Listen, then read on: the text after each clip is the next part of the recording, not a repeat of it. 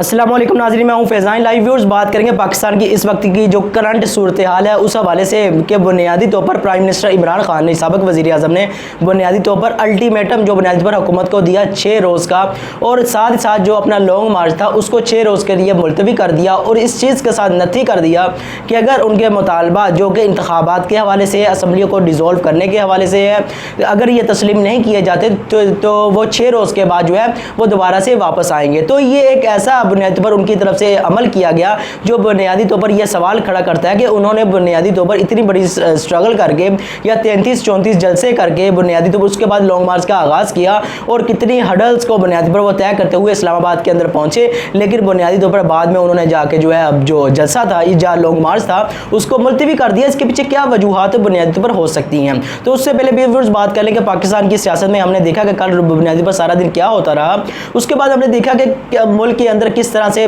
जलाओ गिराव की सूरत हाल रही और किस तरह से अरकान असम्बली को गिरफ्तार किया गया, और साथ ही साथ बहुत से अरकान असम्बली को गिरफ्तार किया गया, बाद में रिहा भी कर दिया गया। लेकिन बुनियादी तौर पर जो ताकत का इस्तेमाल ये जितनी एक इम्पोर्टेड गवर्नमेंट कर सकती थी उसने बहरहाल अपने तौर पर किया और ये दिखाने की एक नाकाम कोशिश की कि वो बुनियादी तौर पर उन्होंने लॉन्ग मार्च को नाकाम बना दिया है। और बुनियादी तौर पर इसमें हमने देखा कि बदकिस्मती से कुछ ऐसे वाक़यात भी रोनमा पाकिस्तान की सियासत में हुए, जिसमें अगर हम बात करें तो एक अहम जो बदकिस्मत वाक़या था वो बुनियादी तौर पर यह था कि जस्टिस नासरा इकबाल जो कि पाकिस्तान की जज रह चुकी हैं, उनके शोहर यानी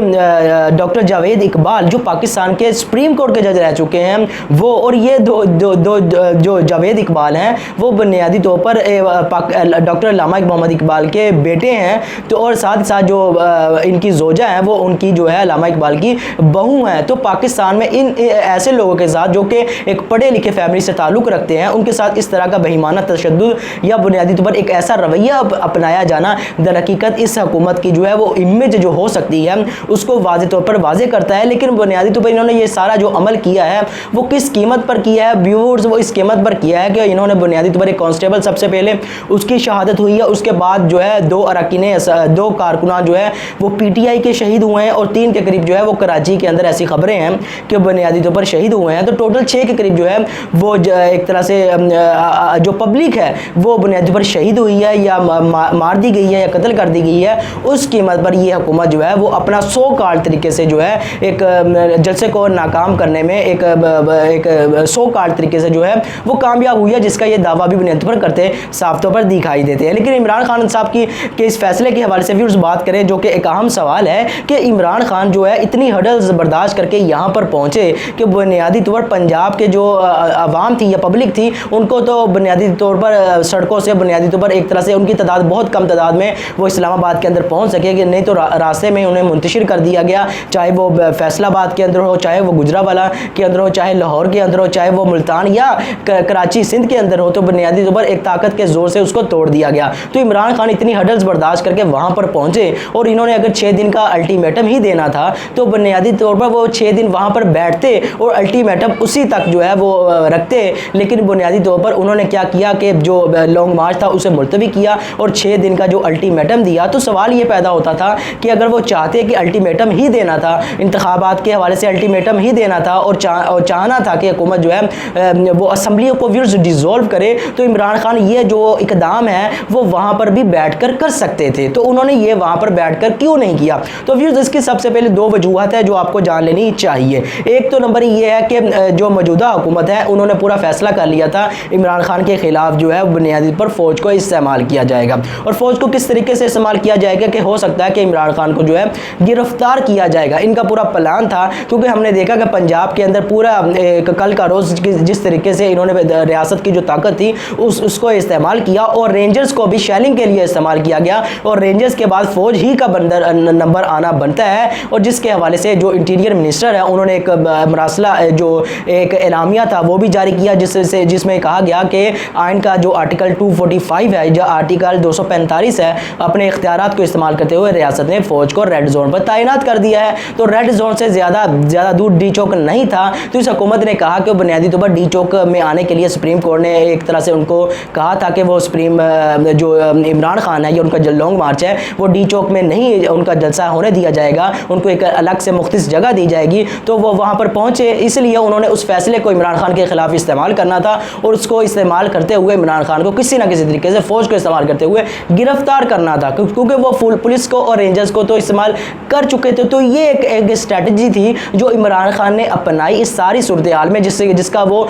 एक मुजाहिरा भी करते हुए साफ तौर पर दिखाई दिए, जिसमें उन्होंने कहा कि बुनियादी तौर पर वो जानते हैं कि बुनियादी तौर पर उनके खिलाफ जो है पुलिस को और फौज को इस्तेमाल करना चाहते हैं। तो उन्होंने कहा फौज भी हमारी है और पुलिस भी हमारी है, तो हम लोगों को इकट्ठा करने आए हैं, बुनियादी तौर पर लोगों को अलहदा करने नहीं आए। तो ये उनका एक तरह से उनका एक हम कह सकते हैं कि उनकी राय थी जो उन्होंने उस वक्त वाज़ेह तौर पर वाज़ेह भी की। तो उसके पीछे ये एक पस मंज़र था जो फौज को रियासत को इस्तेमाल करने के हवाले से इस इंपोर्टेड गवर्नमेंट ने एक प्लान जो है बुनियादी तौर पर बना लिया था। तो दूसरी तरफ व्यूअर्स एक खबर जो हम कह सकते हैं एक अहम खबर ये है कि बुनियादी तौर पर जो इमरान खान है उनको गारंटी दी जा चुकी है कि 2 हफ्तों में जो इलेक्शन है उसकी डेट दे दी जाएगी, इंतखाबात की डेट दे दी जाएगी। और इस हवाले से बुनियादी तौर पर जो अहम शख्सियत है, हो सकता है कि ये इस्टेब्लिशमेंट ही की तरफ से शख्सियत हो कि बुनियादी तौर पर हुकूमत की तरफ से या हुकूमत की इत्तेहादी जमातों में कोई भी ऐसा शख्स नहीं है कि जो चाहता हो कि इलेक्शन में जाया जाए, लेकिन बुनियादी तौर पर जो उनको गारंटी दी गई है वो यकीनन इस्टेब्लिशमेंट की तरफ से दी गई है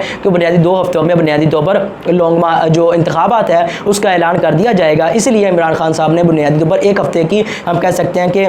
उसका अल्टीमेटम दिया है, ताकि बुनियादी तौर पर उसके बाद अगर वो 2-4 दिन या 5 दिन और देना चाहे तो वो दे सकेंगे आसानी से, और उस तमाम अरसे में वो अपने जो नताइज हैं वो असम्बलियों को डिज़ोल्व करने के हवाले से या दूसरे मामलात को तय करने के हवाले से वो भी हासिल कर लेंगे। तो ये व्यूअर्स इसके पीछे 2 वजूहात थी जो हुकूमत एक तो फ़ौज को इस्तेमाल करना चाहती थी, और दूसरी जो है वो बुनियादी पर एक अहम खबर ये है कि इमरान खान साहब को जो है वो गारंटी मिल चुकी है। तो व्यूअर्स ये एक अहम एक हम कह सकते हैं डेवलपमेंट है जो पाकिस्तान की सियासत में हुई है, क्योंकि पाकिस्तान की सियासत में एक सवाल ये बहुत ज़्यादा अहमियत इस वक्त रखता था या रखता है या रख चुका है कि बुनियादी तौर पर इमरान खान ने इतनी स्ट्रगल करने के बाद 33-34 जलसे करने के बाद इतनी वो हडल्स को बर्दाश्त करने के बाद जब वो इस्लामाबाद पहुंचे तो उन्होंने अल्टीमेटम देते हुए 6 रोज़ का लॉन्ग मार्च को ही मुलतवी कर दिया। तो उसके पस मंज़र में ये व्यूअर्स 2 वजूहात थी, और साथ ही साथ आज हमने देखा कि किस तरीके से जो है वो इस सो कॉल्ड गवर्नमेंट ने ओवरसीज़ पाकिस्तानी जो कि उनका एक 90 लाख से 1 करोड़ के करीब जो वोट बैंक बनता है उसको बुनियादी तौर पर इन्होंने इनका जो बुनियादी तौर पर इलेक्शन इस्लाहात या बुनियादी पर इनकी सो कॉल्ड इलेक्शन इस्लाहात है वो उन्होंने 3 के करीब की हैं, जिसमें जो इलेक्शन एक्ट है 2017 उसका जो सेक्शन 93 है और 103 है व्यूअर्स, उनमें बुनियादी पर तरमीम की है। उनमें क्या किया है? उनमें यह किया है कि व्यूअर्स जो इलेक्शन कमीशन है वो बुनियादी पर EVM का इस्तेमाल नहीं कर सकेगा, इलेक्ट्रॉनिक वोटिंग मशीन का इस्तेमाल नहीं कर सकेगा, लेकिन ज़मीनी इंतखाबात में उसको जो है ट्रायल फेज़ में डाल सकेगा, या हम कह सकते हैं कि पायलट प्रोजेक्ट में डाल सकेगा, या एक हल्के में बुनियादी पर उसको पहले इस्तेमाल करके देखेगा। इसी तरह जो ओवरसीज़ पाकिस्तानीज़ हैं उनका वोट जो है उसको ख़त्म कर दिया गया है, उसको भी पायलट प्रोजेक्ट के तौर पर लिया गया है। लेकिन बुनियादी तौर पर कहने का मकसद ये है, इनका फ़ायदा सिर्फ इसमें ही हुआ है, इनका खुद अपना ज़ाती तौर पर हुआ है, क्योंकि ये देखते थे कि बुनियादी तौर पर इमरान खान का जो ओवरसीज़ पाकिस्तानीज़ हैं, क्योंकि उसमें सारी की सारी जो है वो यूथ है, तो वो बुनियादी तौर पर इमरान खान की जो सोच है या उनकी जो फ़िक्र है या उनकी जो खारजा पॉलिसी रही है उसको बुनियादी पर वो ऑन करते हैं, वो उनको इमरान खान की चीज़ें उनको अपील करती है। तो इन्होंने इनके वोट को काटने के लिए ये जो इलेक्शन एक्ट की जो तरमीम थी जो 93 और 103 सेक्शन में 2017 का इलेक्शन एक्ट था उसमें 2022 का इलेक्शन एक्ट के तहत जो है उन्होंने तरमीम कर दी है। तो बुनियादी तौर पर इन्होंने अपना जो मफाद था वो उसको बुनियादी तौर पर एक तरह से प्रोटेक्ट कर लिया है। सो कॉल्ड तरीके से इन्होंने बहरहाल तहरीक इंसाफ का जो आर्गूमेंट होगा या इस पर जो मौक़िफ़ होगा वो तो बाद में पता चलेगा कि वो उसको कितना सीरियस लेते हैं। लेकिन दूसरा नैब के कवानीन में व्यूअर्स इन्होंने तरमीम की है। नैब के कवानीन में अभी तरमीम ये कर दी गई है कि नैब जो है वो बुनियादी एक तो नैब के जो चेयरमैन है उनकी तैनाती के हवाले से कि उनका ओहदा 3 साल के लिए होगा, उनके नए चेयरमैन नैब की तैनाती के लिए 2 महीने पहले इजलास होगा और फिर उसका एक पूरा प्रोसीजर जो है इन्होंने उसके अंदर रख दिया है। और साथ ही साथ जो इन्होंने अपने मफादात बचाए हैं वो किस तरीके से बचाए हैं, वो एक तो नैब जो है वो ब्यूरोक्रेसी पर कोई केस नहीं कर सकेगी, काबीना पर किसी किस्म की अगर खुर्द बुर्द होती है, इल्ज़ाम आता है, किसी किस्म की वो उस पर तफ्तीश या बुनियादी पर नहीं कर सकेगी या इन्वेस्टिगेशन नहीं कर सकेगी। यानी ज़्यादा से ज़्यादा रूल्स इतने रिलैक्स कर दिए हैं कि वो बुनियादी तौर पर वो उनके ही हक में जाते हुए साफ तौर पर दिखाई देते हैं। मिसाल के तौर पर अब जो है इलेक्शन जो नैब है वो बुनियादी तौर पर कोई भी वजारत हो उसके नीचे कोई भी तरक्याती मनसूबा चल रहा है या कोई भी मनसूबा हुकूमत चला रही है, अगर उसमें खुर्द-बुर्द का इल्ज़ाम है तो ज़ाहिर सी बात है उसमें नैब को इख्तियार ख़त्म कर दिया गया है कि उसकी तफ्तीश नहीं कर सकती, उसके हवाले से कोई भी किसी किस्म की कार्रवाई जो है वो अमल में नहीं लाई जा सकती। तो कहने का मकसद ये है कि बुनियादी पर करप्शन पर जितने भी चार्जेस जो कि सियासतदानों पर व्यूज़ हो सकते हैं वो सारे के सारे इन्होंने जो है जो नैब कवानीन जो है उसमें रिलैक्स करते हुए उनको ख़त्म कर दिया है या उसको इरेडिकेट कर दिया है, या हम कह सकते हैं कि उसको मुकम्मल तौर पर उनका सफाया कर दिया है और नैब को बुनियादी तौर पर एक हम कह सकते हैं कि चूड़ियाँ पहनाकर जो है बिठा दिया है या अपने ही घर की एक लोंडी बनाकर रख दिया है कि बुनियादी तौर पर अपने जो है मफादात को वो सही तरीके से जो है प्रोटेक्ट कर सकें। तो ये इन्होंने तरमीम की है नैब के कवानीन के अंदर और EVM के हवाले से और इलेक्शन एक्ट की जो 2017 की तरमीम है उस हवाले से जो इन्होंने तरमीम की हैं और बुनियादी तौर पर इन्होंने पूरे इस अरसे के दौरान पूरे तकरीबन हम कह सकते हैं पूरे 72 घंटे के दौरान जो इनकी सियासत रही है वो सारी की सारी गो के पहले भी ये गालब गलोच करते थे सो काल तरीके से, अब जो है वो बुनियादी तौर पर इनकी सारी सियासत झूठ पर मबनी रही। अब मैं आपको 2-3 झूठ इनके सुना देता हूँ। मिसाल के तौर पर आज मरियम नवाज साहिबा थी, वो कहती थी कि बुनियादी तौर पर ये जो एक कांस्टेबल का कत्ल हुआ है या कांस्टेबल शहीद हुआ है उसका जो रियासत को पर्चा जो है मुकदमा जो है वो दर्ज करना चाहिए इमरान खान के खिलाफ। बुनियादी पर सबसे पहले व्यूअर्स ये समझ लें कि जो कांस्टेबल शहीद हुआ है इसको हम किसी भी लिहाज से डिफेंड नहीं कर सकते। मिसाल के तौर पर हम कहते हैं कि वो उन्होंने घर में गया या वो चादर और चार दीवारी का जो तकद्दुस था उसको पामाल किया, घर की दीवारें फलांगी, और जारी बात है एक घर का जो फ़र्द होगा उसने अपने इस तरह से सिविल कपड़ों में देखता है या दूसरे कपड़ों में देखता है, वो अपने आप को प्रोटेक्ट करने के लिए कोई भी इकदाम उठा सकता है। लेकिन बुनियादी तौर पर हम तब तक इस पर लेकिन बुनियादी तौर पर इस वाक़े की हद तक जो है हम इसकी पुरजोर मजम्मत कर सकते हैं कि बुनियादी तौर पर ये जो कत्ल हुआ है वो किसी भी तरीके से या किसी भी लिहाज से एक तरह से बुनियादी तौर पर व्यूअर जो है वो काबिल कबूल या काबिल मजम्मत ही ठहरेगा। बहरहाल इसकी वजूहात कुछ भी हो सकती हैं, लेकिन मौसूफ़ा ने बुनियादी तौर पर बयान दे दिया इसका जो मुकदमा है वो इमरान खान पर होना चाहिए। मतलब कि एक सारा सिनेरियो में क्या हुआ उसकी तफ्तीश क्या होगी वो तो बाद में पता चलेगा, तफ्तीश होगी भी या नहीं होगी वो भी बाद में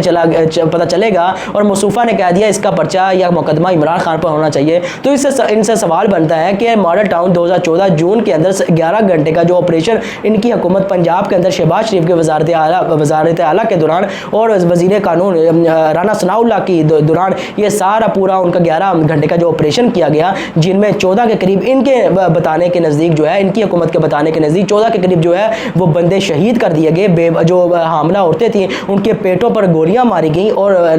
ख़वातीन को कत्ल किया गया, और साथ ही साथ 100 के करीब जो है वो लोग एक ज़ख्मी हुए और बड़ी तादाद में लोगों को गिरफ्तार किया गया। और बुनियादी तौर पर इन्होंने तो असला भी वहाँ से निकाल लिया था। मिनहाजुल कुरान से इन्होंने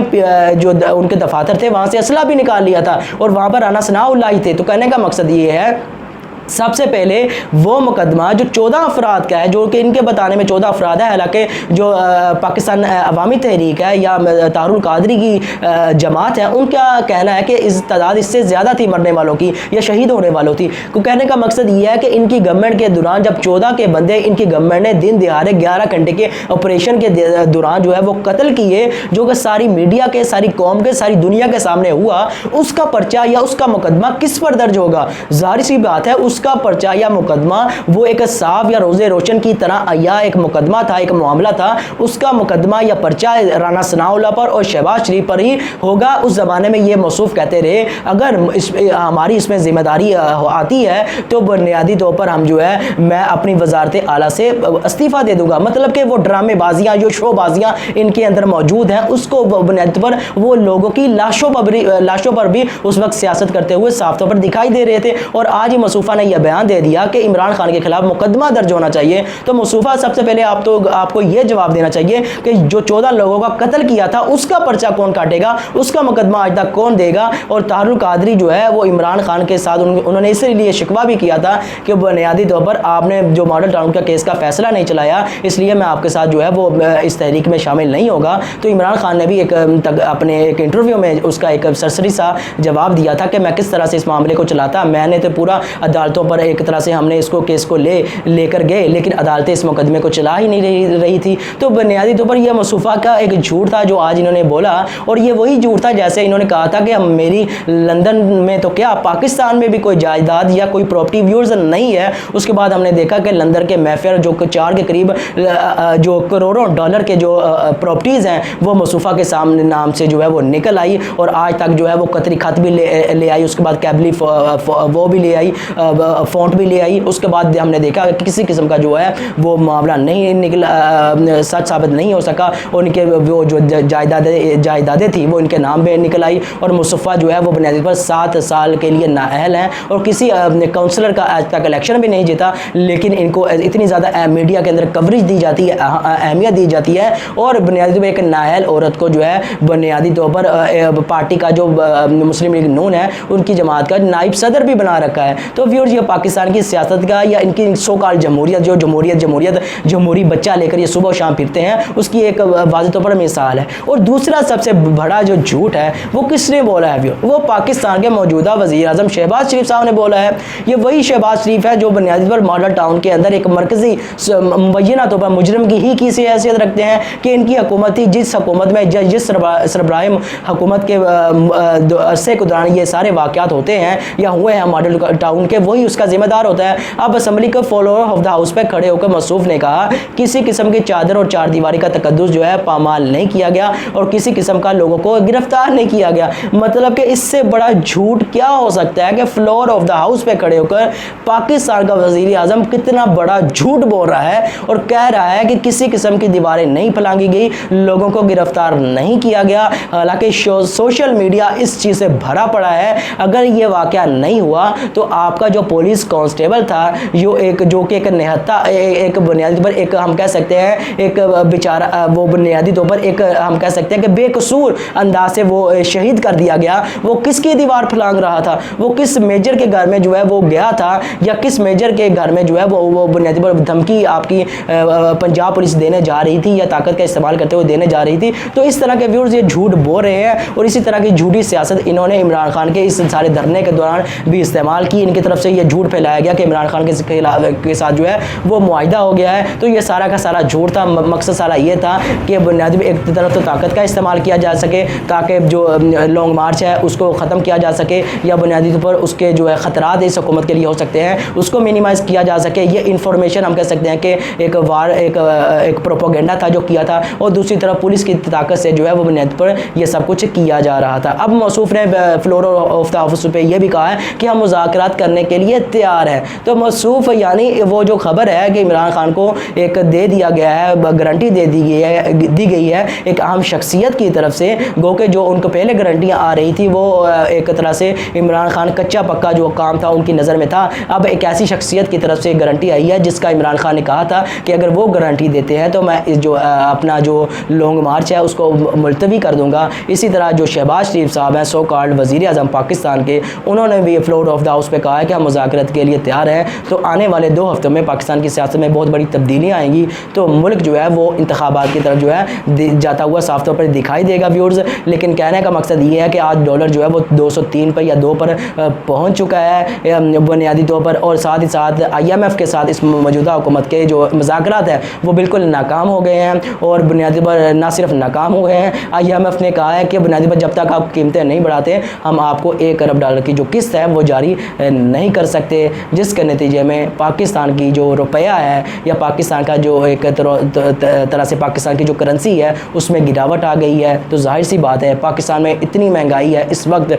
जिसकी मिसाल नहीं मिलती, लेकिन इस रुपये में जो गिरावट आई है आने वाले दिनों में उसमें मज़ीद इजाफा होगा। तो देखते हैं कि पाकिस्तान की सियासत जो है वो क्या रुख इख्तियार करती है। तो व्यूअर्स, मेरी आपसे गुजारिश है चैनल को सब्सक्राइब करें, लाइक करें और बेल का आइकॉन ज़रूर दबाएं। आपका बहुत बहुत शुक्रिया। खुदा हाफिज़।